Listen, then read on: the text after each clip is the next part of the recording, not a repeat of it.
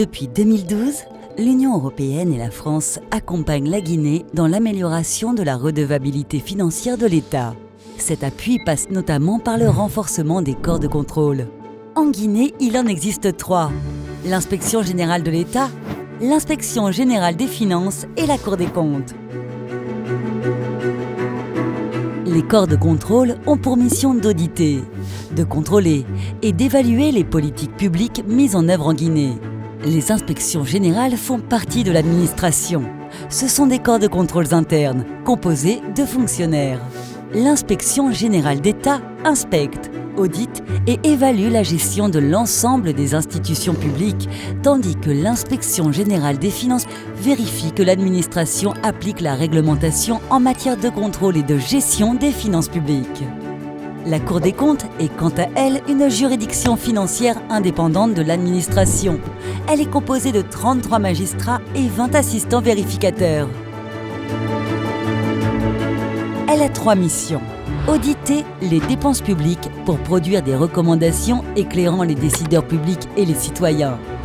Juger les comptes des organismes publics et, si nécessaire, sanctionner les erreurs.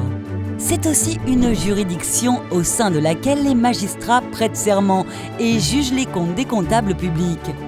Enfin, conseiller les parlementaires dans le décryptage des lois annuelles de règlement du budget de l'État.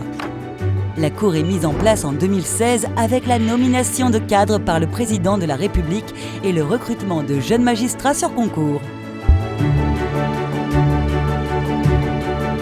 L'appui apporté par l'Union européenne et Expertise France a débuté en 2010, au moment où la révision constitutionnelle créait la nouvelle Cour des comptes.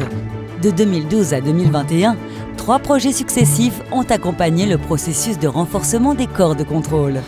L'objectif était de donner à leurs agents les moyens d'accomplir pleinement leur mission de façon autonome et indépendante. L'appui a tout d'abord concerné l'organisation des corps de contrôle, avec par exemple un appui à la rédaction de la loi organique qui précise la composition, l'organisation et le fonctionnement de la Cour des comptes. L'appui a aussi concerné le recrutement, avec notamment la réforme des concours des inspecteurs généraux. Les experts mobilisés ont également produit des outils pour guider les inspecteurs et les magistrats, comme par exemple un manuel de procédure pour la Cour des comptes ou un code de déontologie pour l'Inspection générale de l'État. Enfin, les projets se sont attachés à renforcer les compétences par des activités de formation et de coaching. Depuis 2019, le PACAF a accompagné l'équipe d'inspecteurs des finances dans la réalisation de 8 contrôles et audits in situ. Les inspections générales sont désormais renforcées et leur personnel en mesure de conduire des contrôles.